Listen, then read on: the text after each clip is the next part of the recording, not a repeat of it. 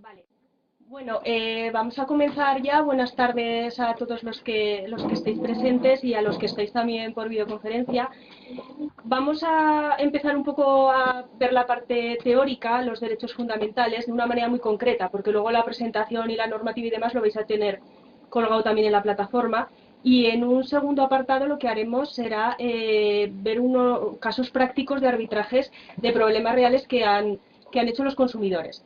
Empezamos un poquito, si quieres, con la definición un poco del sector de las telecomunicaciones o cuáles son sus características que principalmente lo definen. En principio es tradicionalmente el sector más reclamado, ¿vale? El sector más reclamado en las oficinas del consumidor, en asociaciones, incluso en ADICAE, desde que nos expandimos al resto de temas de consumo, cada vez está aumentando las reclamaciones en este sector, ¿vale? Cada vez son más numerosas. Se define también porque hay una extensa normativa que está en continua actualización, ¿vale? Es una normativa que viene marcada un poco por la imposición de directivas europeas que por obligación tenemos que transponer a nuestro ordenamiento jurídico. Entonces, continuamente esa normativa está cambiando. Una realidad que estamos viendo desde ya hace tiempo es que las juntas arbitrales de todas las comunidades autónomas, de los ayuntamientos, de las diputaciones provinciales y las OMIC se están convirtiendo en departamentos de atención al cliente al servicio de las grandes compañías y muchas veces olvidando o dejando un poco de lado los intereses de los consumidores, pues con el fin de que continúe estando en arbitraje, que continúen estando adheridos. A veces estamos viendo que hay situaciones que no son demasiado parciales. Y bueno, y a pesar de todo esto que estamos comentando, del alto número de reclamaciones que presenta este sector, hay otro punto que aún define más esta realidad, y es que muchas veces la escasa cuantía del dinero que nos han cobrado, que nos ha facturado de más nuestra compañía, pues hace que los consumidores a veces dejen de desistir. Este es uno de los motivos por el que hace que la acción colectiva en este sector, fundamentalmente y más que ninguno, sea la mejor forma para poder solucionar los problemas que afectan a los consumidores en este sector. Pasamos un poquito, no quiero meter mucho en normativa, sí, pero bueno, lo nombro muy rápido. La regulación básica está contenida en la Ley General de Telecomunicaciones, que ha sido reformada hace muy poquito. Esta ley, pues lo que marca es un poco pues las obligaciones de la prestación de servicios, las condiciones de servicio universal, la protección de datos, los derechos específicos de los usuarios, las condiciones que tienen que tener los contratos. Todo eso está marcado en la Ley General de Telecomunicaciones, aparte del funcionamiento general de todo lo que es el mercado de telecomunicaciones. El Real Decreto 899/2009, la Carta de Derechos del Usuario, lo que hace un poco es recoger esos mismos derechos y concretarlos más, ¿vale? Igual a efectos del consumidor es lo que más nos podría resultar de interés. Y los segundos reales decretos que hemos incluido, un poco ya hablan de lo que es el servicio universal, porque tiene que ser un servicio accesible para todos, el acceso a las redes, la calidad, tiene que ser un precio asequible, algo que cada vez se cumple menos, y habla también pues, de otros temas más particulares, guías, consultas de abonados, etcétera. Y el segundo de los reales decretos, un poco en esa misma línea, ya es un poco más a efectos de que sean las empresas o los agentes del mercado los que puedan garantizar la conexión o deban, se pongan los medios para que se garantice la conexión entre todos los usuarios de las redes. Pasamos un poquito, y esto ya solo lo nombraré, a otras normas que creo que son importantes. Estos son solo unas pocas normas de todo el entramado legislativo que tiene este sector, que además son normas que una sustituye a otra, pero a lo mejor no en su integridad, sino que sigue habiendo una parte vigente de la de antes y son un poco en sí confusas. La primera de ellas, que sí es importante, porque esta orden ministerial es la que marca el procedimiento de resolución de reclamaciones, ¿vale? Tanto la Secretaría de Estado de Telecomunicaciones, que luego lo veremos que depende del Ministerio, como las condiciones que deben cumplir los servicios de atención al cliente de las compañías, que luego prácticamente incumplen todas, pero al menos lo que es la normativa está muy marcada y está muy prefijada. La segunda es una orden también del Ministerio que habla ya de los servicios de mensajes cortos de texto y mensajes multimedia, Y la tercera que he querido incluir es una circular 1/2009 que trata de cómo debe realizarse el consentimiento verbal con verificación por un tercero en la contratación de servicios o las solicitudes de conservación de numeración. ¿Por qué creo que es importante? Porque ahora la mayoría de las contrataciones ya no se hacen en un establecimiento, sino que se hacen por teléfono, con lo cual tiene que haber un sistema que garantice los derechos del consumidor, que muchas veces no ocurre, que verifique esa contratación para ver que se hace con garantías. La cuarta orden es que he incluido enmarca los derechos de usuarios y servicios de tarificación adicional. Yo creo que igual un 20%, sin ser exagerado, de las reclamaciones que tenemos o de las consultas que tenemos de telecomunicaciones vienen originadas por los servicios de tarificación adicional, ¿vale? Y casi todas, o el 90%, es por servicios de tarificación adicional que se han contratado sin querer o por error, sin saber realmente lo que se está haciendo y sin que la compañía ponga los medios para evitar esas contrataciones. Y, en quinto lugar, el código de conducta para la prestación de servicios de tarificación adicional. Esto funciona un poco como si fuera el código de buenas prácticas de los bancos y, en principio, pues las empresas de tarificación adicional se adhieren a este código de conducta pues para entre comillas, intentar garantizar una serie de derechos a efectos de la contratación de estos productos de tarificación adicional. Pasamos ya de todo lo que es la normativa, que quería incluir eso más que nada para que veáis cuál es la complejidad de la normativa respecto a los consumidores en esta materia. El mercado de telecomunicaciones se liberaliza a partir, o comienza a liberalizarse de verdad a partir de 2003. Desde entonces, pues en teoría hay libre competencia y de hecho, pues hasta hace no mucho parece que sí que tendía a la libre competencia. Las tarifas, por lo tanto, con carácter general, no están reguladas. Pero eso sí, sí que deben avisar de cualquier cambio de tarifa a cualquier compañía con el plazo mínimo de un mes de antelación. El tema de la libre competencia, como nos ha pasado con el sector eléctrico, por ejemplo, ya lo tenemos que poner más que entre comillas, porque realmente ahora sí que podemos hablar que hay un oligopolio, ¿vale? Movistar, Orange y Vodafone copan el 80% del mercado. Ahora más que Orange ha comprado a Yastel y Vodafone ha comprado a Ono, con lo cual son esas tres compañías las que prácticamente copan todo el mercado.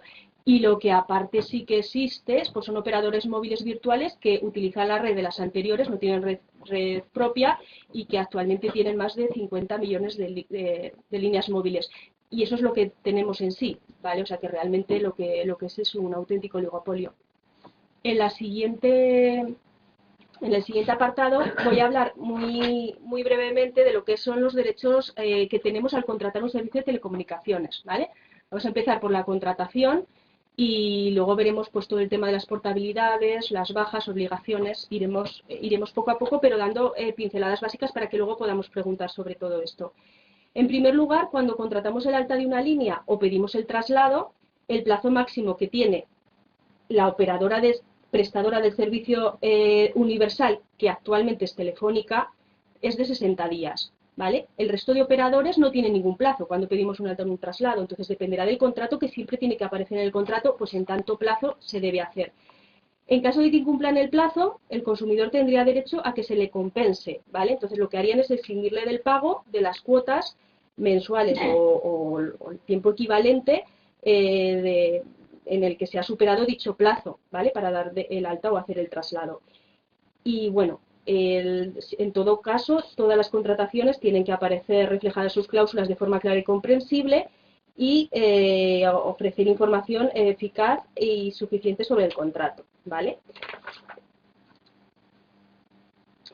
Respecto a las condiciones de la contratación, una obligación que muchas veces no se cumple es que los operadores tienen obligación de enviar siempre el contrato, ¿vale? En el que figuran las condiciones del mismo. No solamente en el momento de la contratación lo deberían enviar, sino que en cualquier momento de vigencia del mismo deberían hacer entrega de ese contrato al consumidor.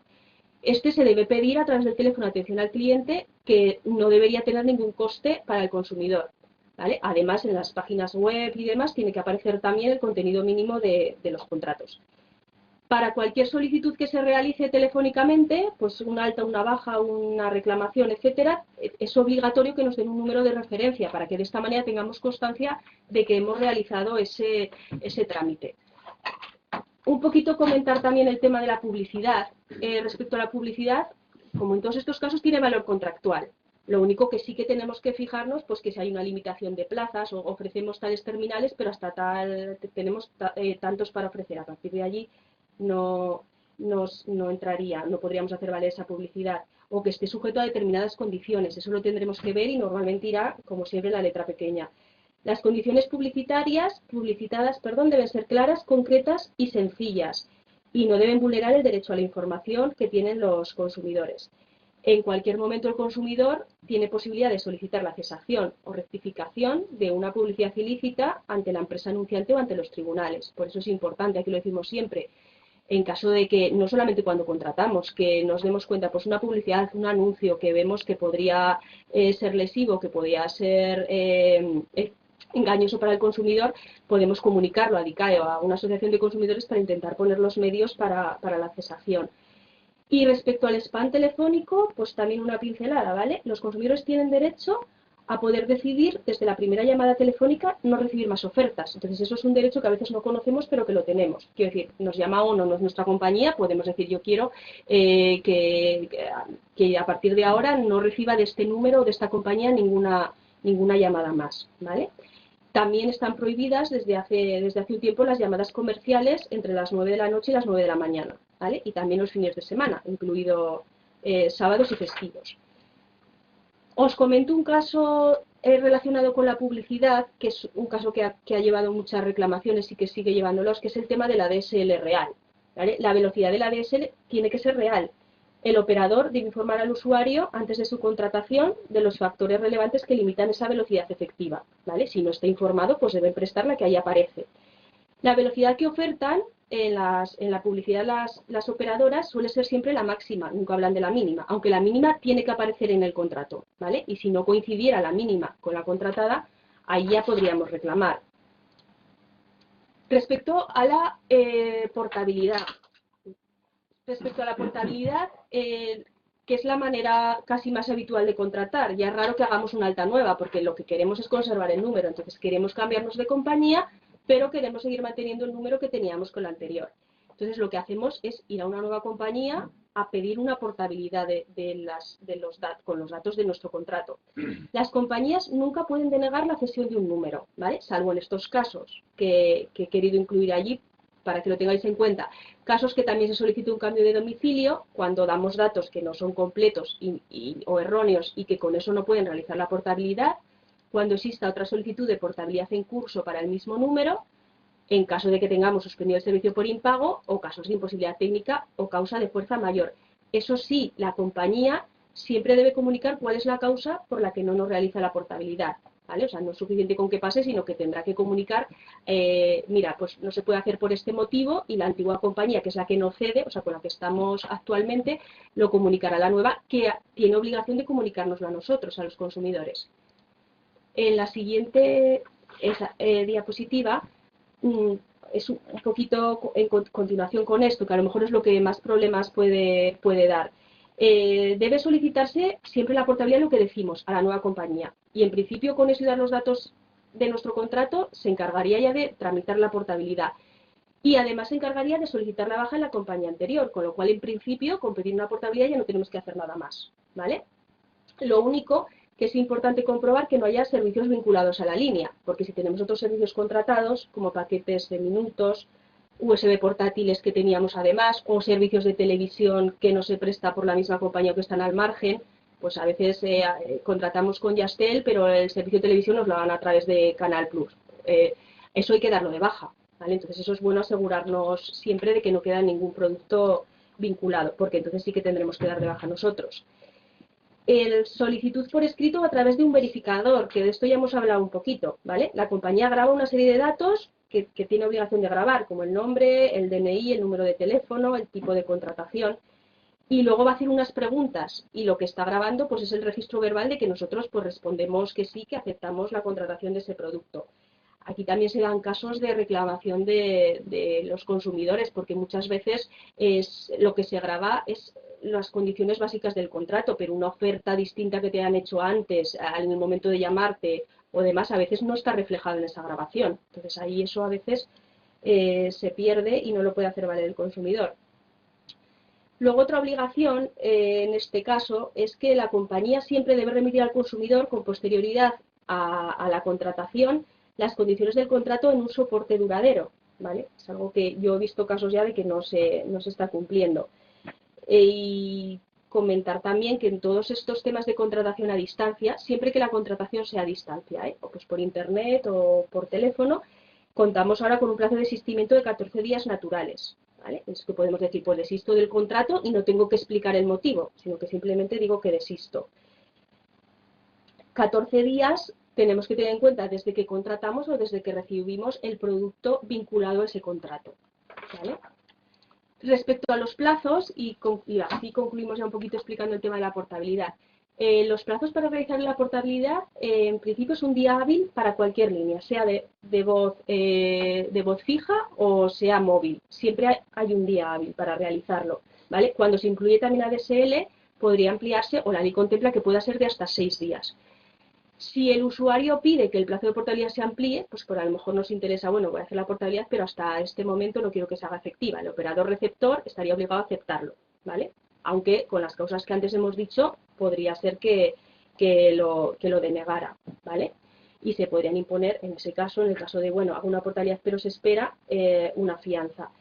En caso de contraoferta, que es uno de los problemas habituales, voy a decir ejemplos porque sea más claro, Estoy en Movistar y me quiero pasar a Orange, hago una portabilidad a Orange, y justo después de hacer la portabilidad pasan 4 horas y entonces me llaman de Movistar para ofrecerme algo mejor que lo que tenía o mejor que lo que me está ofreciendo Orange. Entonces decido volver atrás y paralizar esa portabilidad que he hecho, ¿vale? En estos casos, la compañía receptora, o sea, a la que íbamos a hacer la portabilidad, solo debe aceptar la cancelación de esa portabilidad si se solicita dentro del plazo reglamentario, ¿vale? Dependiendo de la hora en la que lo hagamos, tendremos de 24 a 12 horas. Luego lo miraremos en un esquemita que tendréis ahí colgado. Es habitual, este es otro problema que quería aquí mencionar, es habitual que algunos intermediarios de telefonía e internet nos pidan fianzas por realizar los trámites de portabilidad. El caso de Phonhouse, por ejemplo, que ha dado tantas reclamaciones, ¿vale? Son intermediarios que hacen contrataciones de distintas compañías. Pues claro, como es tan habitual el tema de las contraofertas, nos dicen, bueno, si al final la portabilidad llega a buen fin, pues yo te voy a devolver la fianza, pero si luego te arrepientes y aceptas una contraoferta, pues yo me llevo mi comisión por eso. Entonces, eso es importante saberlo y saber qué condiciones tienen en ese caso.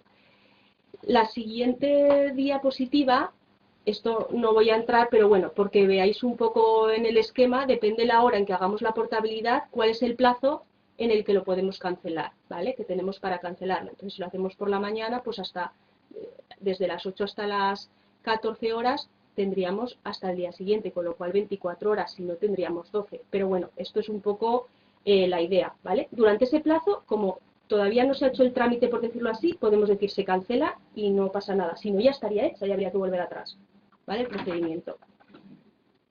Bueno, pasamos un poco al segundo bloque y hablamos también brevemente de las obligaciones del consumidor. ¿Y cuál es la principal obligación del consumidor en este caso? Pues está claro, pagar el servicio que le está prestando la compañía.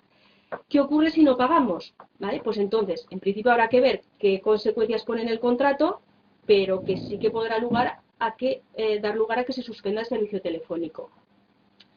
En caso de suspensión temporal del servicio telefónico porque hayamos dejado de pagar, salvo para las llamadas, nos podrán suspender ese servicio, pero nunca nos podrán suspender las llamadas entrantes, o sea, las que nosotros recibimos, y las salientes de urgencias, ¿vale? Esas, aunque sea en una situación de impago, no las pueden restringir nunca.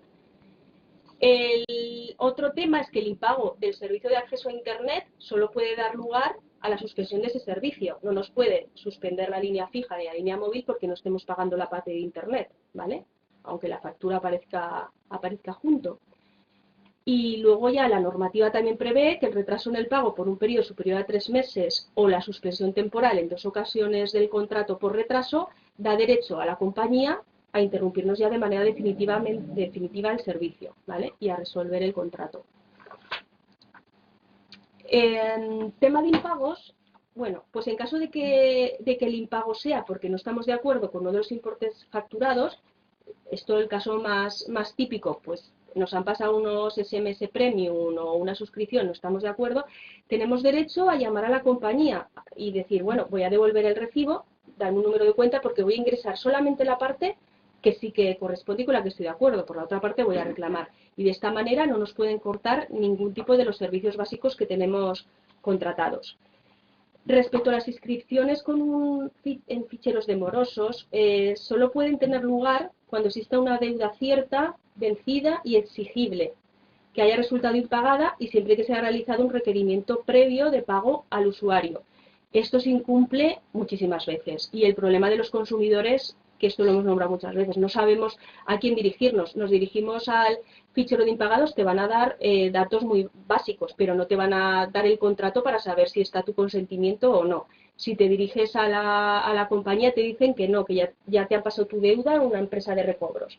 La empresa de recobros dice que solo gestiona la deuda, con lo cual te vuelve a remitir a la compañía. Entonces se genera una situación de indefensión total en estos casos para el consumidor.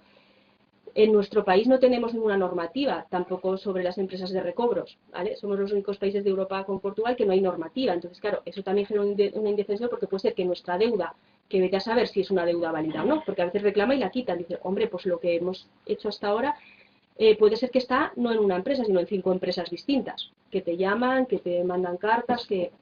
Entonces, eso genera una total indefensión. Tenemos que saber que en el momento que no estamos de acuerdo con un cargo y lo reclamamos, tenemos derecho a dirigirnos al fichero aportando la reclamación que estamos haciendo para que nos saquen, al menos durante ese tiempo hasta que se resuelva. ¿Vale? Lo que pasa es que luego a efectos prácticos, pues a lo mejor es preferible reclamar y si se soluciona pronto, pues en ese momento tendrían que sacarte de ese fichero. Y una vez que te sacan es cierto que no hay ningún registro de que has estado. ¿Vale? No pueden incluirse en los registros de impagos, en los registros de morosos, no pueden incluirse deudas con más de 6 años de antigüedad, ¿vale? Eso tenemos que saberlo. Y el usuario tiene derecho a cancelar los datos, a rectificarlos, a acceder a esos datos, solicitándolo directamente al operador. Si en el plazo de 10 días no recibe contestación o esta no es satisfactoria, ya se puede reclamar ante la Agencia Española de Protección de Datos, ¿vale? Bueno, y la tercera parte, nos damos de baja de un contrato. ¿Vale? Lo que más importante que tenemos que tener en cuenta es que la solicitud de baja por sí no puede conllevar ningún tipo de penalización. ¿Vale? Cuando nos penalizan, cuando hemos contratado una permanencia porque nos han dado unas ventajas adicionales que no había en el contrato, o nos han hecho una oferta, o nos han dado un terminal a precio reducido o a coste cero. En esos casos es cuando tenemos una permanencia y cuando podemos tener una penalización por no cumplir esa permanencia. En caso de darnos de baja, no debemos soportar tampoco la penalización completa, porque habrá que ver cuál es la parte proporcional que nos queda para terminar esa permanencia. Y esa es la parte que deberemos atender. Entonces, eso hay que tener cuidado, porque normalmente las compañías te van a aplicar y a menos que reclames, te vas a quedar de esa manera. Otro problema también frecuente, que a lo mejor luego habla también el compañero Miguel, pero otro problema frecuente con este tema de las permanencias es sí,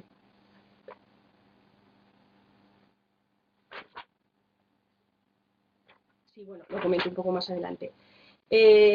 Bien, todas las bajas, sí, porque luego tenemos casos prácticos, entonces os diré uno a uno. Todas las bajas deben realizarse con una antelación mínima de 15 días, ¿vale? Entonces, si el consumidor lo puede solicitar de la misma manera que ha contratado, que ese es un problema que estamos viendo muy frecuentemente. Por teléfono no genera ningún problema, ¿vale? Pero en el momento de darnos de baja, hay pocas compañías que te dejan darte de baja por teléfono. Y lo que sí que dice la normativa es que de la misma manera que hemos contratado, nos tiene que permitir darnos de baja, ¿vale? Algo que, como digo, muchas veces no ocurre. El operador, además, tiene que darnos de baja en los 2 días siguientes hábiles a nuestra solicitud, con lo cual no nos pueden facturar nunca más allá de esos 2 días, ¿vale? Es importante tener en cuenta eso. Los operadores de telefonía pueden cambiar las condiciones de los contratos, que es lo que ya decíamos antes, siempre que lo notifiquen con un mes de antelación, ¿vale? En la misma comunicación deben incluir la posibilidad del consumidor, el derecho del consumidor de darse de baja sin ningún tipo de forma anticipada y sin penalización alguna, ¿vale? Si no está de acuerdo con estas condiciones. Nombramos rápidamente tema este que comentábamos de la tarificación adicional. Es normativa que muchas veces se resuelve por resoluciones de la Secretaría de Telecomunicaciones. En la facturación, los servicios de tarificación adicional son servicios que se prestan y cuya facturación es superior al coste del servicio de las comunicaciones electrónicas ordinarias, ¿vale? Eso sí, en la factura siempre tienen que aparecer estos servicios separados del resto de servicios. Las compañías deberían proteger al consumidor frente al uso no deseado de estos servicios, y esto lo dice la normativa, ¿vale? Y tienen obligación de restringir su uso si así lo solicita el consumidor. Ojo de restringir su uso. ¿Qué ocurre? Cuando contratas, por defecto tienes contratado todo. Entonces eso tenemos que fijarnos, porque los servicios premium los tienes contratados por defecto. Las llamadas internacionales las tienes contratadas por defecto. Los servicios de roaming cuando salimos al extranjero también. Los pagos a terceros, que he visto que en el periódico sale un artículo, también. Entonces, claro, eso no lo sabemos, no nos dan la opción al contratar. ¿Quieres estos servicios adicionales o no los quieres? Entonces, claro, sabes que lo contratas cuando ya a veces te han facturado, ¿vale? Otro tema también aquí que quería nombrar es los problemas que existen muchas veces para que el consumidor sepa incluso cuál es la empresa que te está facturando por unos servicios de tarificación adicional, ¿vale? Al principio surgió de muy buena fe pues una asociación incluso del AESAM, que era una asociación española de servicios a móviles, que registraba a todas las empresas de tarificación adicional, que se supone que te informaba, aparece incluso en la web de la Secretaría de Telecomunicaciones. Esa página web se encuentra hace días ya inoperativa, el teléfono también. Entonces muchas veces tenemos problemas de saber quién nos está facturando para poder reclamar.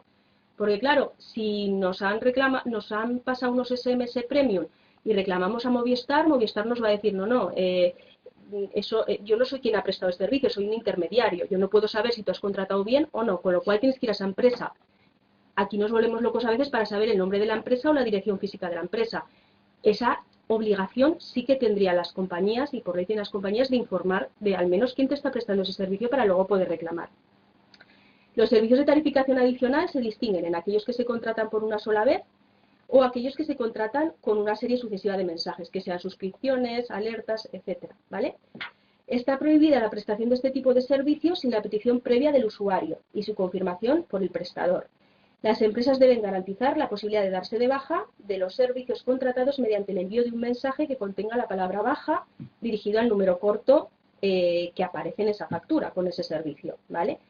Aquí he incluido el tema de los pagos a terceros porque yo he tenido en muy poco tiempo, pues igual 10 reclamaciones o más de temas de pagos a terceros, que incluso me pasó a mí hace poco.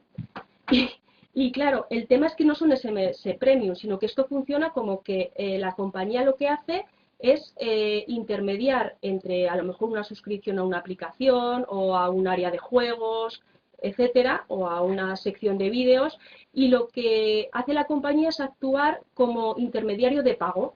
Entonces, claro, aquí no hace falta que te manden al mail o que tú metas un teléfono móvil y que luego lo incluyas para reconfirmarlo, sino que simplemente con clicar 2 veces está suscrito y entonces ponte a reclamarlo, ¿vale? Entonces, que es un servicio distinto y que tengamos en cuenta que aunque tengamos los servicios premium restringidos, los pagos a terceros no es lo mismo, tendríamos que llamar también para restringirlos, ¿vale? Porque está pasando en bastantes casos, ¿vale? Y ya un poquito para finalizar, bueno, aquí era donde os comentaba un poco lo de los principales problemas, así lo digo rápidamente, que luego Miguel completará un poco. En principio, el principal problema, que aunque parece que es algo obvio, pero yo creo que muchísima gente viene por estos problemas, por la falta de emisión de facturas. Es que muchas veces la gente no tiene acceso a las facturas. Hasta hace poco algunas compañías pues cobraban por enviar la factura en papel. Ahora está prohibido, no lo hacen, pero es que muchas veces luego no las envían, ¿vale? Penalizaciones indebidas o que no son proporcionadas en el tiempo, negativas de la compañía, lo que hemos dicho, aportar la línea, las tarificaciones en itinerancia, los roaming, que eso también, pues hemos tenido multitud de reclamaciones de estos temas. Tenemos que saber si salimos al extranjero cuál es la tarifa que nos van a aplicar y si no, pues asegurarnos de que tenemos desconectada la posibilidad de conexión en el extranjero. Activación por defecto, lo que decía de todos esos productos, de llamadas internacionales, de servicios premium, pagos a terceros, etcétera.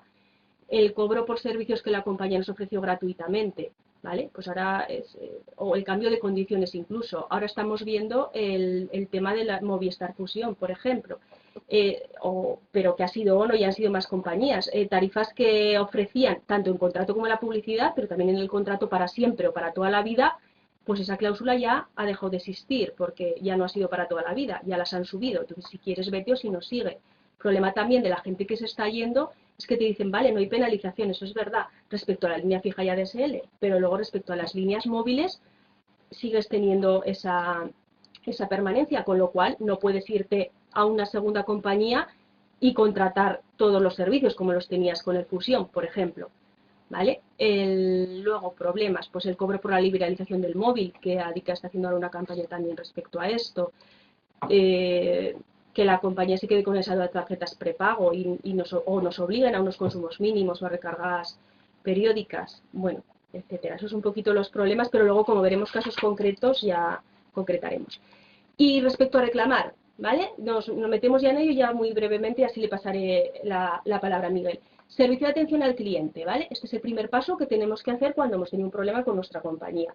El plazo que tenemos es de un mes, y eso está por normativa, desde el momento en que tenemos conocimiento del hecho que motiva la reclamación o desde la factura que queremos reclamar, ¿vale? El plazo es de un mes. Otra cosa es que reclames pasado ese mes y puedan atenderte la reclamación y puedan solventarla, pero el plazo legal es de un mes. Las reclamaciones se pueden hacer por vía telefónica, donde deberían darte un número de referencia, por internet, correo postal o en las oficinas comerciales. Lo más práctico, en definitiva, es pues, a través de una asociación de consumidores de la AMIC, etcétera, y hacerlo por correo, porque así realmente vamos a tener constancia. En teoría, si lo hacemos por teléfono, tienen obligación de mandarnos un documento donde se acredite la presentación y el contenido, porque es que si no tampoco tenemos nada. Yo de todas maneras, no hace mucho hablé con Horas, intenté poner una reclamación por teléfono y me dijeron que Horas no admite reclamaciones por teléfono, con lo cual, que una norma tan extensa para saltársela toda.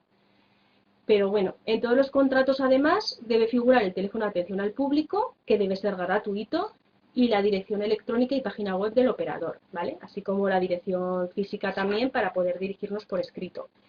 El arbitraje, de esto ya hemos hablado en anteriores cursos, no me voy a meter mucho, pero bueno, la verdad es que la mayoría de los arbitrajes, pues no sé, y seguramente ya me corregirá si no Miguel, pero yo creo que el 90% de los arbitrajes deben de venir de problemas del sector de las telecomunicaciones. El plazo para acudir a la vía arbitral es de 3 meses desde que tenemos la respuesta del operador o la finalización del plazo de un mes que el servidor de atención al cliente tiene para responder. Si la empresa acepta el arbitraje, o está adherida, si está adherida tiene que aceptarlo, se dicta un laudo que es de obligado cumplimiento. Esto ya lo sabéis todos. Si el consumidor acude a las juntas arbitrales y la compañía no acepta adherirse a este sistema, entonces dispone nuevamente del plazo de los 3 meses para reclamar ante la oficina del usuario de telecomunicaciones, que depende del ministerio.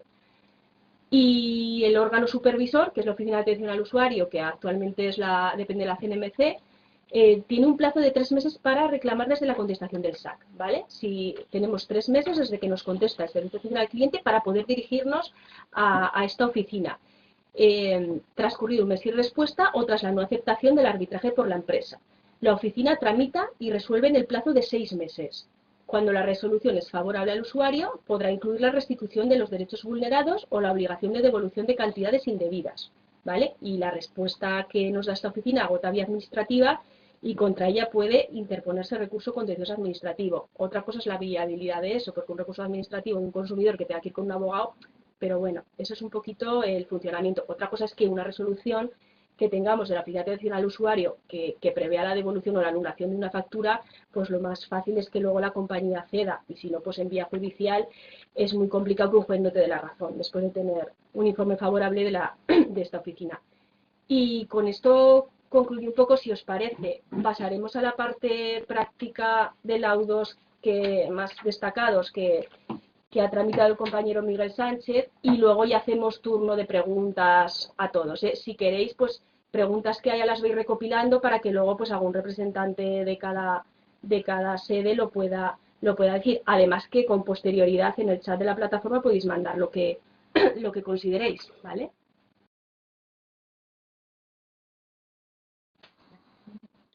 Miguel. ¿Nos oyes, Miguel? ¿No nos oye? Sí, te oigo.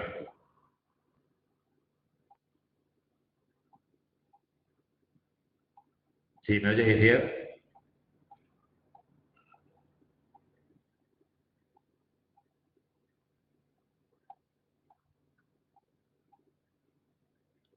Hola, Iciar, ¿me oyes? Espera, sí, te oímos. Adelante, Miguel, ya puedes hablar, ¿eh? Vale, gracias. Bien, en principio, buenas tardes a todos. Vamos a ver una serie de casos prácticos en relación a lo que ha comentado antes Iciar. Antes de nada, bueno, hacer una serie de consideraciones que yo creo que de todos conocidas, ¿no? Todos sabemos que el sector de la telefonía es un sector muy complejo, complicado, que lógicamente requiere una alta especialización, que existe una normativa muy dispersa, que a pesar de ser un sector con un procedimiento de reclamación absolutamente tasado, vemos a diario y de forma continuada el ninguneo que los operadores hacen a los consumidores. Y, como digo, a pesar de ser un sector muy regulado, curiosamente, a la vez, es el sector, con diferencia, donde más se vulneran los derechos de los consumidores. Como bien comentaba antes Iciar, luego yo comentaré unos datos de estadística para que tengamos una idea. El 70%, hablo de datos de aquí, de Don Benito, pero son datos a nivel nacional también. El 70% de las reclamaciones de los consumidores es sobre el sector de telecomunicaciones y en arbitraje se eleva al 93%. Es decir, estamos trabajando para ellos, para los operadores. Solamente quería matizar dos cosas que creo que son importantes respecto al comentario de Iciar, respecto a la portabilidad. Deciros que hay que tener en cuenta que normalmente los operadores van por delante, en el sentido de que ellos cuando graban la segunda conversación, es decir, la verificación. A nosotros nos llama un comercial, buenos días, no sé qué, no sé cuánto, y cuando te hacen la oferta gancho, es decir, para captar al cliente, esa no se graba, en la que nos prometen que nos van a entregar un terminal marca tal, no sé qué, no sé cuánto, que vamos a pagar el 50% menos que el operador que tenemos en la actualidad. Esa no se graba, porque esa es una oferta gancho. Normalmente ahí es donde suelen cogerte y te engañan. La que graban es cuando una vez que decimos que sí, están obligados por normativa a grabar la verificación que se llama, que lo hace un tercero. Entonces, es curioso, pero cuando se pide la grabación para acreditar fehacientemente las condiciones de la contratación, es muy curioso que lo que te cuenta el reclamante que le han ofrecido en esa segunda grabación de la verificación, que es obligatoria, la mayoría de las cosas no aparece. Por tanto, hay que tener en cuenta cuando nos llama el comercial la primera conversación que tenemos con ellos, ¿no? Es decir, que todo eso que nos ofrezcan, que luego aparezca en la segunda conversación, que prácticamente nos limitamos a decir, porque no dejan decir otra cosa, sí. Es decir, a lo que a ellos les interesa, a lo que ellos quieren. Una segunda matización respecto a los SMS.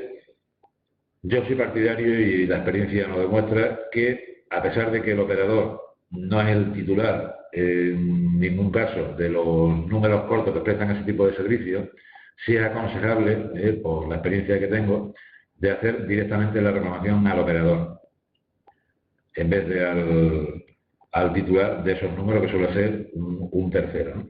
Y que, bueno, cuando son 3 o 4 números no hay ningún problema. Pero, por ejemplo, a mí ayer me entró una reclamación de una señora que le han facturado 930 mensajes a 930 números móviles distintos, de países como Rusia, Afganistán, Uzbekistán, Pakistán y Argentina. Son 930 mensajes distintos a 930 números distintos. Eso fue ayer, y la compañía hoy contesta, Vodafone, diciendo que, bueno, que han revisado la factura y que ellos observan que no detectan ningún error ni ninguna anomalía. Es decir, pague usted 800 y pico de euros. Además, casualmente, en esta factura, normalmente todas las facturas vienen ordenadas por fecha de llamada. Esta, casualmente, no está ordenada por fecha, con lo cual, en la primera hoja, en la primera página de la factura, pues te facturan a lo mejor llamadas hechas el 28 de abril y en la segunda te facturan llamadas hechas en marzo. O sea, una cosa muy, muy extraña, ¿no? Ahora pues lo mandaremos a arbitraje y cuando salga la resolución, imagino que nos servirá como ejemplo para cursos como estos, porque eso entiendo que debe ser fácil ganar. Bien, ya entrando en los casos prácticos, y fíjate, si pasan la diapositiva, la primera, ahí vemos, tengo explicado el problema, y básicamente es que un señor, un reclamante, que nos llega a la oficina y nos dice que su operador le está facturando desde hace más de 2 años un número de teléfono del cual él no es titular, que se ha dado cuenta, bueno, pues ha mirado una factura, un cobro, pues 100 euros, qué raro, yo pago menos, no sé qué, ha visto la factura y comprueba que aparecen 2 números móviles, el suyo y otro. Llama a la compañía no, mire usted, eso está bien, nosotros somos perfectos, no nos equivocamos y evidentemente usted pague. El señor hace una comprobación, llama a ese número desde su terminal y contacta con una señora que casualmente es de la misma localidad, los dos de Don Benito, y además se conocen. Y le dice, no, mire usted, la señora al reclamante, yo soy el titular de este número desde hace no sé cuántos años y reconozco que a mí no me llega la factura, yo no estoy pagando este número, que tú sí estás pagando en tu factura. El reclamante contacta con la empresa, se lo cuenta y la empresa R que R, es decir, usted pague porque nosotros somos infalibles. Si nosotros facturamos, eso está bien. Imaginaros, bueno, que es un caso que parece claro, que cualquiera diría, bueno, pues no hay ningún problema, con una simple llamada a la empresa, ellos se retratan y rectifican la reclamación y no hay ningún problema. Pues nada, el señor, pues un montón de meses, reclamación previa, la incertidumbre que eso crea en el consumidor, lo ganaré, no lo ganaré, tendré que pagar, no tendré que pagar. Pasa, por favor, la segunda diapositiva. Este expediente llega al Colegio Arbitral de Consumo y el Colegio Arbitral, sabéis, bueno, normalmente las empresas no suelen comparecer, lo hacen por escrito, cuando lo hacen, porque últimamente hay muchas que ni aparecen. Y al final la resolución del Tribunal de Colegio Arbitral es en esos términos. Es decir, considerando que el operador no acredita la titularidad del reclamante respecto al número abonado en litigio, es decir, en la reclamación previa se decía, mire usted, acredíteme fehacientemente, y eso es importante, es decir, copia de contrato y o grabación de voz del alta de ese número, como que yo soy titular de ese número.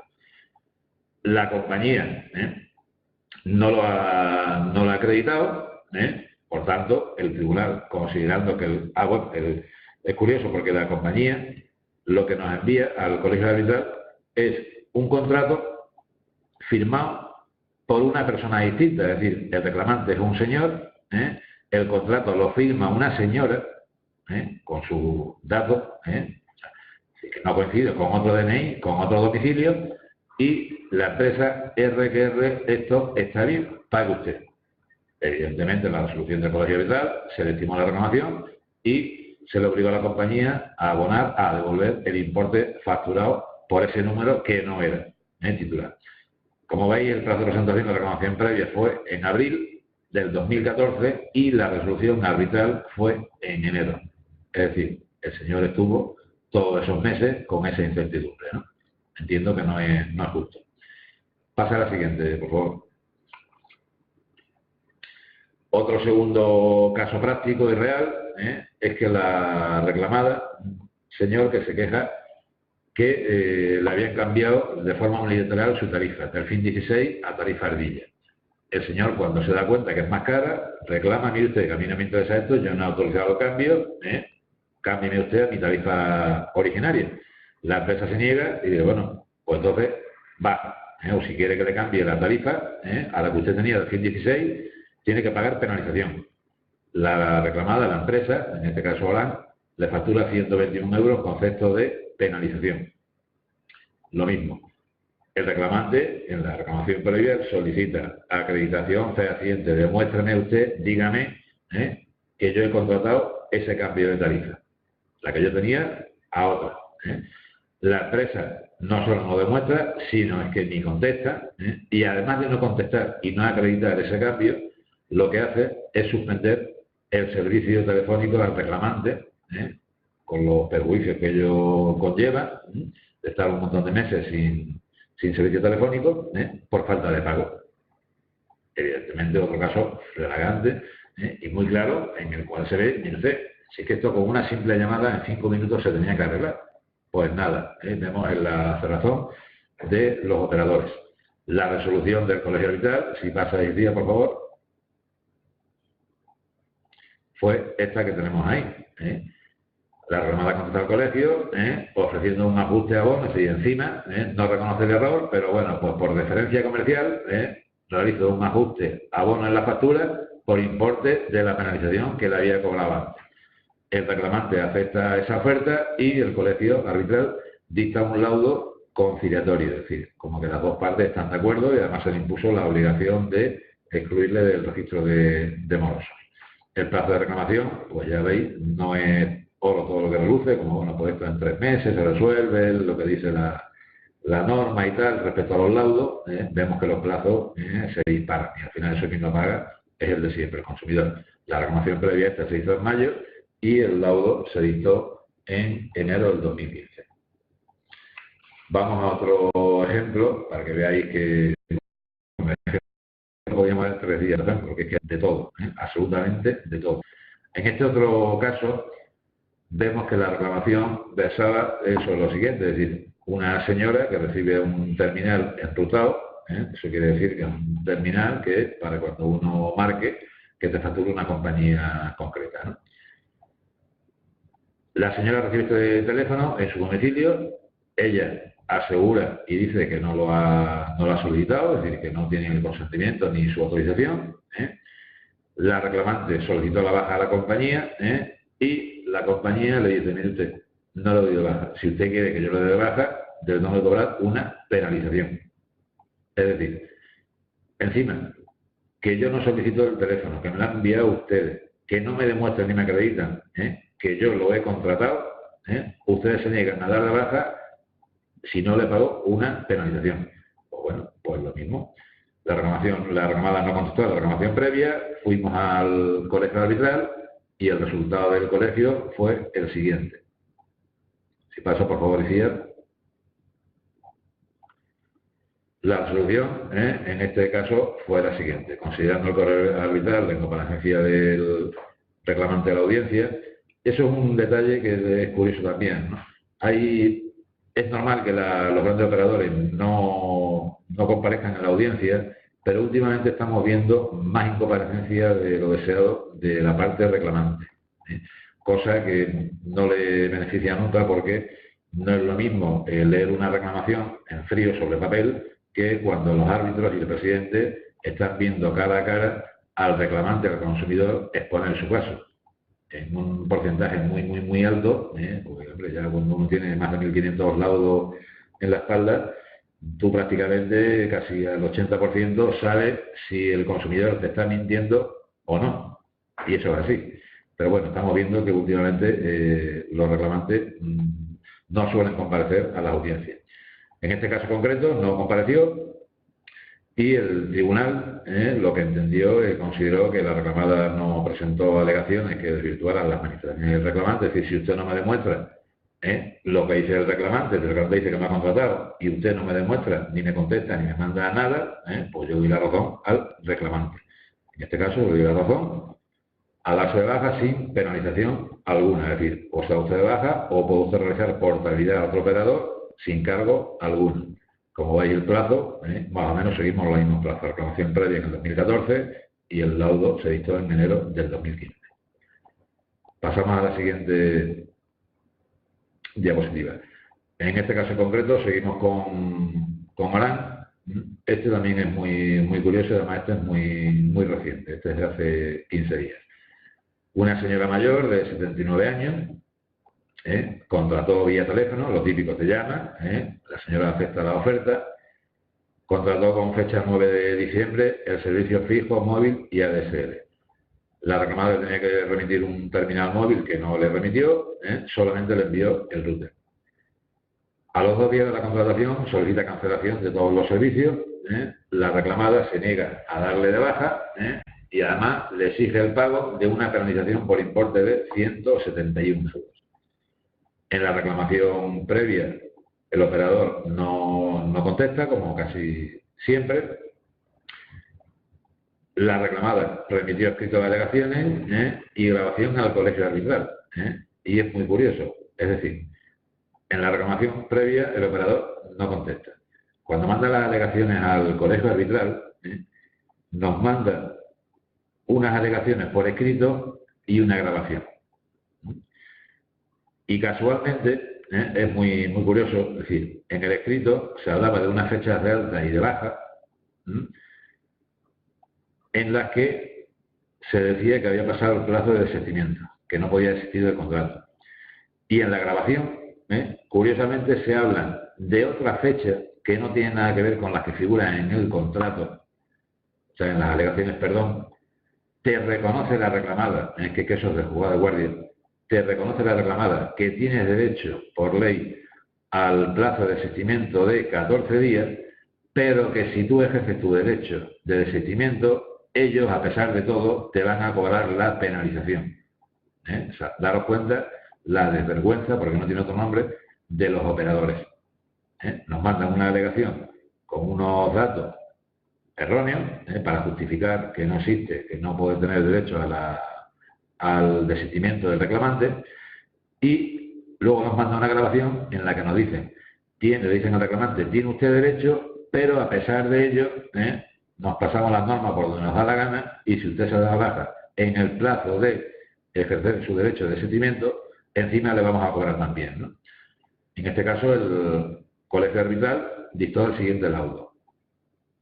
Si pasas la diapositiva, por favor, decía, considerando que las alegaciones de la reclamada se contradicen con la grabación aportada posteriormente respecto a las fechas de alta y baja, en la escrita especificamos una fecha fuera de plazo legal de desistimiento de los 14 días, mientras que en la grabación se admiten dentro del plazo, pero se le niega a ejercitar dicho derecho al reclamante. Considerando que el reclamante ejerció su derecho de desistimiento en el plazo legal, según las fechas que figuran en la grabación, es decir, en este caso, el tribunal, pues claro, lo que hizo fue optar por la solución que más favorecía al reclamante. Y en caso de duda, pues es lo mismo que si hay dos precios en cualquier producto, pues en caso de duda, siempre lo más bajo, lo que más favorezca al consumidor. En este caso, el tribunal arbitral hizo eso, ¿no? Y dictó un laudo estimatorio con la anulación íntegra de toda la deuda que se gira en concepto de penalización, 171 euros. Este fue más rápido porque la reclamación previa, como veis, fue en diciembre del año pasado y el laudo en marzo, es decir, se dictó en 3 meses. No suele ser lo habitual. Pasamos a la siguiente, decía. Esta reclamación también fue un poco curiosa, para que veáis que, bueno, pues que se dan todo tipo de situaciones raras, extrañas y anómalas, las reclamaciones con los operadores. En este caso, el reclamante exponía en su reclamación que le exigían a través de terceros, es decir, había recibido una carta de una empresa de recobro en la que se le comunicaba que tenía una deuda de 1.800 euros con Vodafone. El reclamante era la primera noticia que tenía. Yo soy cliente de hace muchos años, yo estoy pagando mi factura, yo no he visto ninguna factura por ese importe y me siguen prestando el servicio, con lo cual, si yo tuviera una deuda, lo normal es que me hubieran suspendido el servicio. La reclamada era suspender el servicio, como veis ahí, pero a posteriori, no en un principio. Volvemos, hacemos la reclamación previa, el reclamante solicita acreditación de esa deuda de 1.829, dígame usted por qué, demuéstremelo. Además, antes del colegio arbitral, de la audiencia, el reclamante recibe un SMS en su teléfono y en el que le dicen lo siguiente: su línea ha sido reactivada tras recibir información del pago de su factura. El reclamante no había pagado absolutamente nada. Nada. Y sin embargo, unos días antes de la celebración de la audiencia del colegio, recibe el reclamante en su terminal un mensaje diciendo que le daban de alta, le reactivaban la línea porque ya había pagado. Este hecho, no he pagado nada. Además, la reclamada, el operador, Vodafone, en este caso, no contestó tampoco a la reclamación previa, con lo cual obligó al reclamante a presentar la reclamación vía arbitraje. La resolución del colegio fue la que veréis a continuación. Pasa izquierda. La resolución es esta que tenéis ahí, ¿no? El colegio arbitral, considerando que la reclamada no ha acreditado la deuda por no remitir alegaciones, considerando el SMS recibido por la reclamada en el teléfono del reclamante, es decir, que se decía, hemos reactivado porque hemos recibido el cobro, el tribunal arbitral entendió que Vodafone, en este caso concreto, a pesar de no haber pagado al reclamante, con ese mensaje, con ese SMS que le mandó, estaba asumiendo su error. Con lo cual se hizo laudo estimatorio, y se le obligó a la compañía a anular íntegramente la deuda que le exigían al reclamante y a excluir sus datos de registro por importe de 1.829 euros. La reclamación se hizo en mayo y el laudo fue en diciembre. Casualmente, en este caso concreto, nos llegó las alegaciones de la reclamada una vez que se celebró la audiencia que se dictó el laudo. Evidentemente, si se ha dictado el laudo, si usted no ha mandado las alegaciones en tiempo y forma, pues no se las estimamos. En las alegaciones que mandaron a posteriori, la empresa argumentaba de alguna forma que sí, que esa deuda era cierta, vencida y exigible. Mandaba una serie de facturas en las que, según ellos, acreditaban que se habían hecho llamadas, que el consumo era correcto, era real, y que entendían que se tenía que pagar. Como ya se había dictado a un lado y ellos no contestaron en tiempo y forma, pues la deuda se anuló. No sé si hay alguna otra así. Este caso, pues también, ¿no? El reclamante, la reclamada en este caso, una señora que le facturan la compra de un terminal móvil por importe de 236 euros. La señora no reconoce, niega haber recibido, dice: yo no he comprado jamás un terminal al operador, no lo he recibido, no me lo han entregado. El día que supuestamente dice la compañía que me lo entregó, que dice la compañía decía que tenía un justificante firmado, la reclamante se encontraba en Polonia. La señora, el reclamante, pudo acreditar que ese día de entrega supuestamente del terminal ella estaba en Polonia. La reclamada, cuando se dirige a la reclamante, es muy curioso, en vez de llamarla por su nombre, la reclamante es una chica polaca, ¿vale? Y tiene un nombre raro, bueno, pues Josefina. Pues la reclamada, cuando llamaba al reclamante, nunca la llamaba por su nombre. Es decir, en vez de llamarla Josefina, pues la decía Cristina. Mire usted que yo no soy Cristina, yo me llamo Josefina. Y además, en una factura que le remitió por la supuesta compra del terminal, además de no aparecer su nombre, Josefina, sino Cristina, aparecía un domicilio, en vez del suyo en Don Benito, aparecía un domicilio de Madrid. Con lo cual, estaba claro que la señora no había hecho esa compra. La reclamada, además, interpuso una denuncia en la comisaría de policía, que se remitió a la reclamada para ver si, pues de alguna forma rectificaban antes de seguir vía arbitral. La reclamada contestó diciendo: mire usted, a mí me da exactamente igual, yo digo que esta señora nos ha comprado el terminal, que tenemos la factura de compra, que me da igual que ponga Cristina, que ponga Pepa, que el domicilio sea Madrid o sea Don Benito.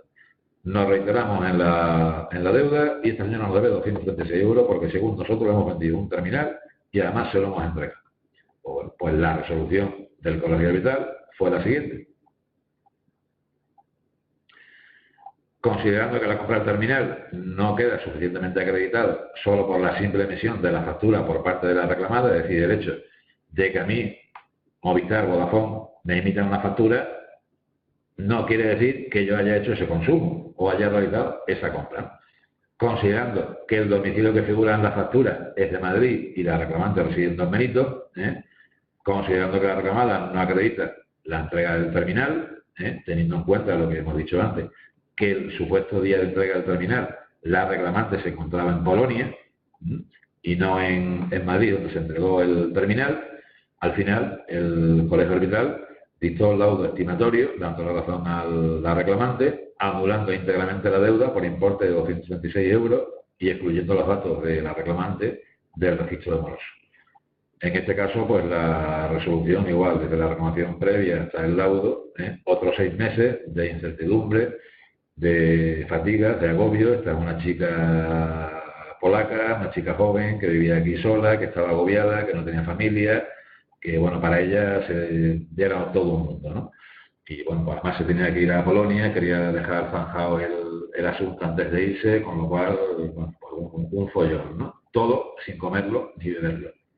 Y por la razón de la reclamada, ¿no? De no reconocer un error. No sé si hay algún otro caso. Bueno, ya nada más, os he querido poner estos casos, pero vamos, como digo, hay casos para todos los gustos. Simplemente, pues, para que hagáis una idea, deciros que, por ejemplo, el Colegio Arbitral de Consumo en el que yo estoy, que es una población de 35.000 habitantes, el año pasado, el 2014, dictó 78 laudos, y de los 78 laudos, 78, es decir, el 93% fueron de telefonía. Los importes reclamados fueron 16.760 euros. Y a nivel de oficina, de consumo, de las 608 reclamaciones, y hablamos de reclamaciones, tramitación oficial, papel, etcétera, etcétera, el 65% de ellas fueron de telefonía. Los importes que se devolvieron por mediación directa de la oficina de consumo, una oficina normalita, curiosita, pequeñita, de 35.000 habitantes, la localidad, los importes por mediación directa con los operadores en materia de telefonía, devueltos a los consumidores, fue de 13.000 y pico de euros. Eso multiplicado por las 700 o las 800 oficinas que hay y los no sé cuántos cientos de colegios arbitrales, os puede dar una idea del montón de millones de euros que se mueven en torno a las reclamaciones de telefonía y que, bueno, que creo, siempre hemos dicho que había que hacer algo, ¿no? Porque evidentemente están los operadores con la absoluta connivencia de toda la administración. Muchas gracias, y si tenéis alguna pregunta. Sí, si tenéis alguna pregunta en alguna de las sedes, con desconectar el micrófono y ya está. Sí que os voy a pedir que, como tenemos poco tiempo, las intervenciones que no sean de problemas, o sea, vamos a hacerlo un poco general de dudas que haya. Luego, cualquier problema concreto que hayamos podido tener, porque esto daría para mucho, lo podemos resolver pues en mi correo a través de la plataforma online, ¿vale? Entonces, que sean preguntas, intentar concretarlo para que pueda intervenir más gente. Tenemos aquí una palabra pedida, aquí en Zaragoza. Soy Conrado, soy un socio de aquí de ADICAE, y entonces es un caso mío, pero que yo creo que incluso puede ser generalizado. Yo llevo bastantes años con Oran y bueno, en un principio me mandaban las facturas por código postal, en papel, luego me lo enviaban por internet, y ahora ni por internet ni por código postal ni por papel. Entonces llevo unos meses que no recibo nada. Igual algún día tengo alguna sorpresa. Entonces, ¿qué puedo hacer? Ese es uno de los temas que comentábamos. Ahora es obligatorio mandar las facturas sin cobrar. Antes veíamos pues que Vodafone cobraba 1 euro por enviarla.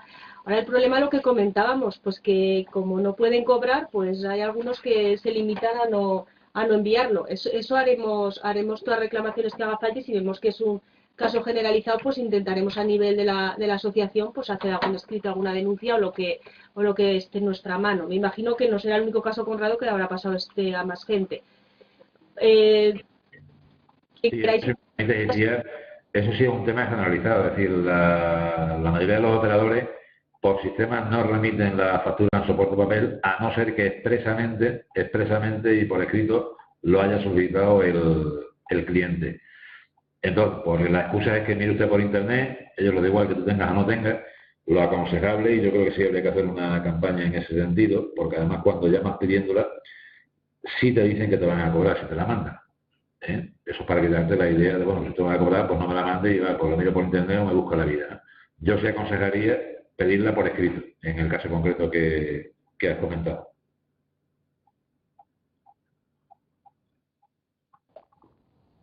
Hola, buenas tardes. Desde Barcelona tenemos una serie de preguntas.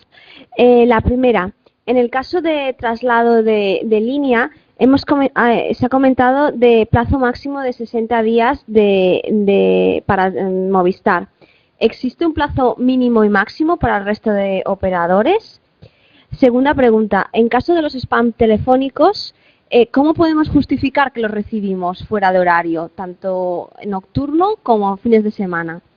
Tercera pregunta, es en relación a la velocidad real del ADSL. ¿Se podría reclamar el que se te cobre una velocidad máxima cuando realmente no la recibes?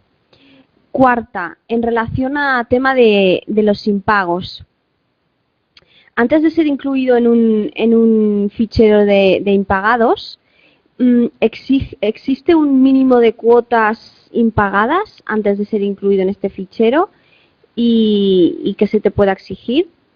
Y quinta y última pregunta, ¿el acceso a telefonía se considera un servicio básico? ¿Tiene el consumidor el derecho a un servicio mínimo? Gracias. Sí, intento responder brevemente. Si alguna cosa se me escapa, Miguel, aportas tú. Respecto al traslado de línea, la obligación de hacerlo en el plazo de 2 meses es solamente del prestador del servicio universal, que es Telefónica, ¿vale? Movistar en sí.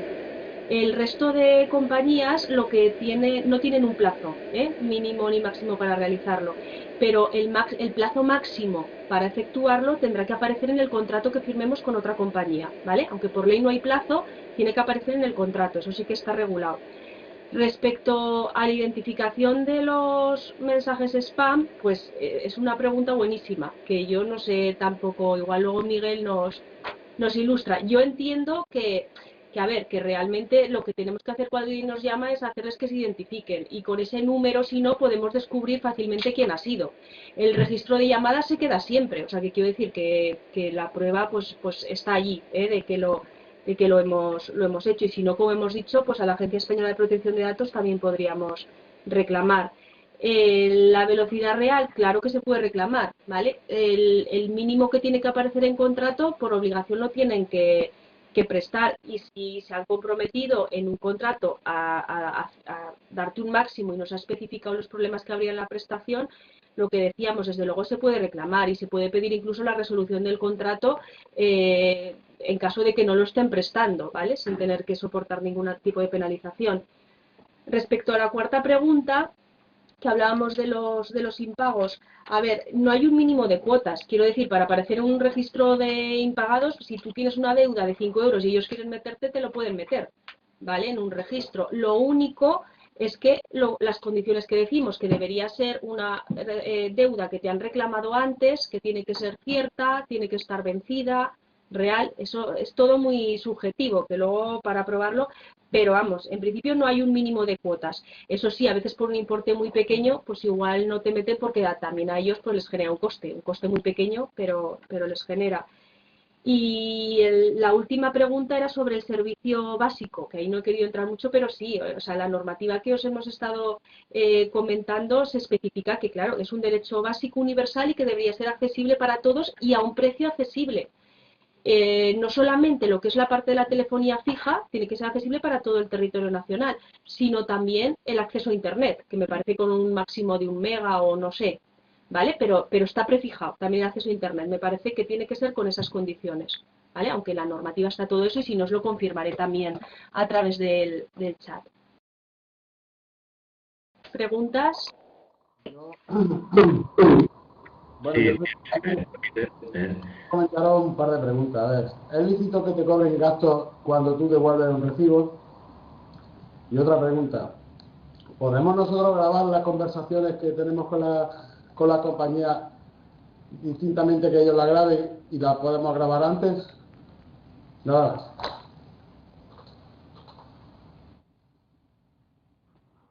Bueno, vamos a ver. En principio, con las 4 preguntas de la compañera antes de Cataluña, yo estoy de acuerdo con la respuesta de ICIAR. Si acaso en el tema de spam es muy complicado porque cuando te llaman a alguien, normalmente ellos al principio nunca se identifican. Ellos hablan de compañía de teléfono, llamamos del servicio de teléfono, para confundir. A mí me llamaron ayer, por ejemplo, sin ir más lejos, y me hablaban de, llamamos de su compañía de teléfono. Yo soy de Telefónica en casa.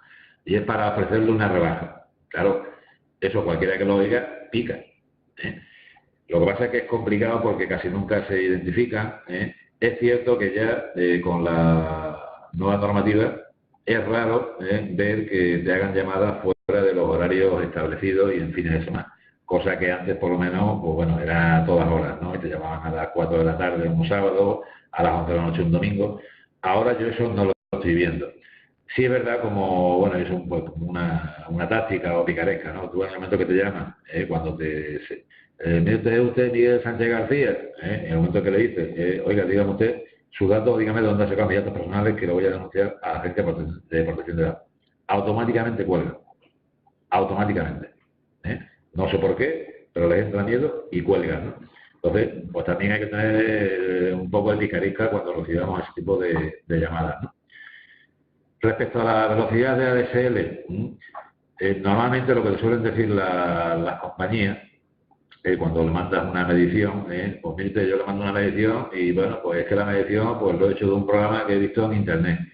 Normalmente ellos no se suelen fiar y te contestan diciendo que, mire usted, aquí la única medición válida es la que hacemos nosotros. Si usted se baja un programa o averigua quién le ha hecho la medición y en vez de 7 megas que decimos nosotros, pues le llegan 3,5, pues bueno, pues a lo mejor es culpa de ese otro programa, ¿no? Quiero decir, el problema que se encuentra ahí el reclamante es la carga de la prueba, ¿no? Yo no sé si esas reclamaciones luego se llegan a la Secretaría de Estado, cómo resolverían o no, porque no he tenido ninguna que haya llegado a la Secretaría de Estado. El tema de la grabación de voz, hombre, por poder grabar se puede.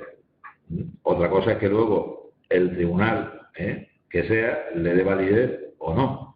Todos sabemos la problemática de las grabaciones sin consentimiento, sin comunicárselo a otra parte, etcétera, etcétera, ¿no? Por grabar, yo creo, estoy convencido que en un tribunal arbitral por lo menos no tendría problemas.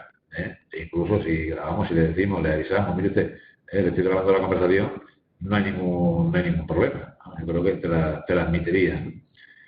El problema, como digo, es que, claro, grabar es que son varias conversaciones. Una cosa es la grabación de la verificación y otra cosa es la grabación primera de la oferta a gancho que te hace, que eso es complicado. Respecto a los gastos por devolución de recibo, es curioso y ahí sí que no entran. Yo he tenido muchas reclamaciones de esas porque antes no te cobraban por devolución y ahora, bueno, es una ruleta rusa. Es decir, un operador te cobra 6 euros, otro te cobra 18, otro te cobra 21, como les da la gana. Evidentemente, el 18, 21 euros, como cobra Vodafone, por devolución de recibo, me parece una auténtica barbaridad, porque el banco, evidentemente, no cobra esos gastos. Es cierto que, hasta hace un tiempo, ese tipo de gastos no venían recogidos en el contrato. En ningún operador se recogían ese tipo de gastos. Ahora, en los últimos contratos que yo he visto, sí es verdad que están modificando y están poniendo unos gastos con unas cantidades mínimas. Si se cobrará en caso de 200 recibos, ellos hablan de porcentaje de facturación o de una cantidad que nunca será inferior a X. Con lo cual, habría que ver el contrato en cuestión de cada operador. Pero yo creo que eso sí podría ser un asunto pues, para una consulta o un estudio más pormenorizado desde la asociación o hacer algún tipo de consulta a la cosa, a la Secretaría de Estado donde corresponda, ¿no? Porque la verdad es que eso está al arbitrio de lo que te quiera cobrar o lo que quiera poner en el contrato el operador.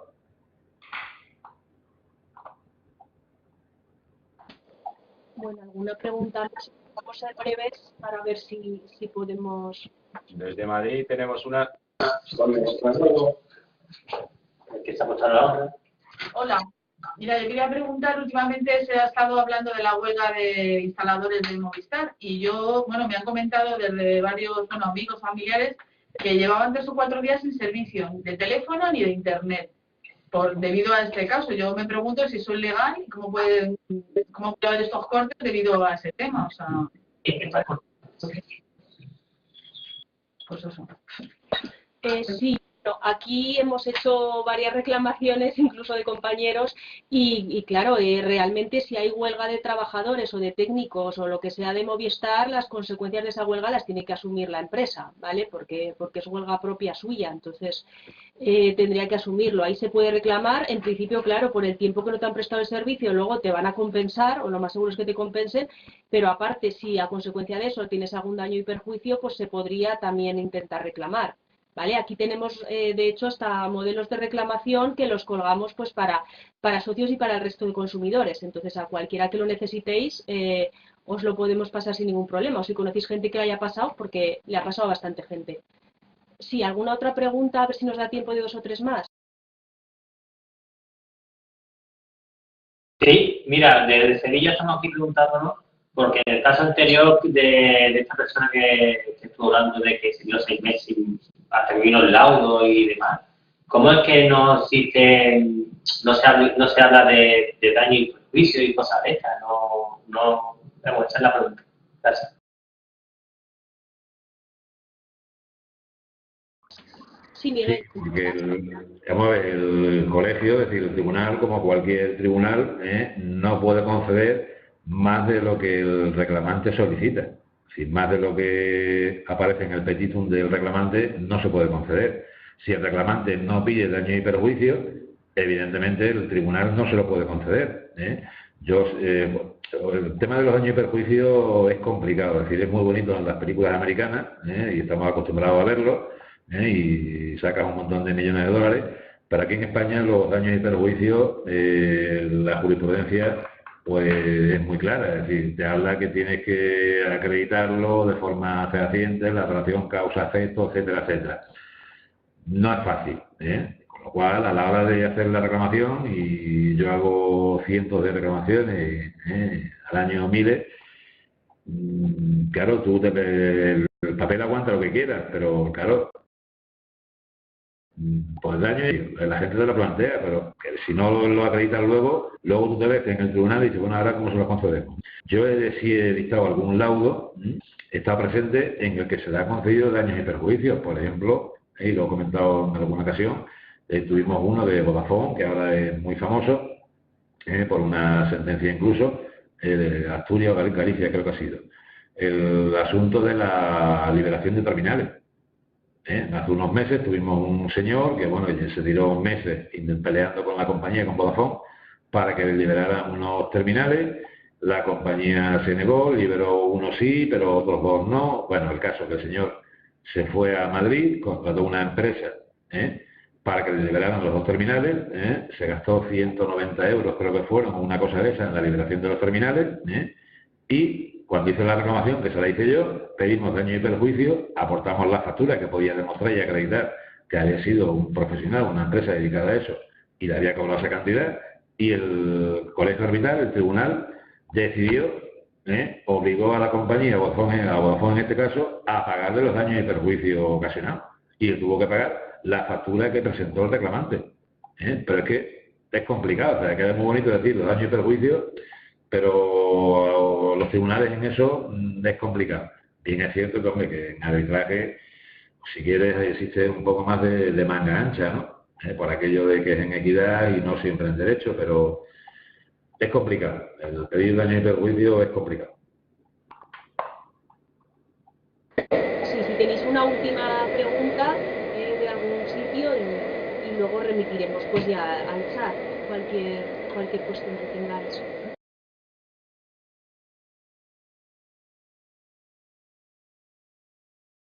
Nada, os remito. Sí. ¿Ya? Vale, que pensamos que había otra. Vale, pues entonces os remitimos ahí a la plataforma y cualquier duda o caso concreto que tengáis que podamos resolver, y siempre que tengáis algún problema, que veáis cualquier tipo de publicidad que puede interesar para el colectivo, pues siempre acordaros de vuestra asociación, ¿vale? De remitirlo, por si podemos hacer algo colectivo al respecto. Y nada, muchas gracias a todos por haber asistido.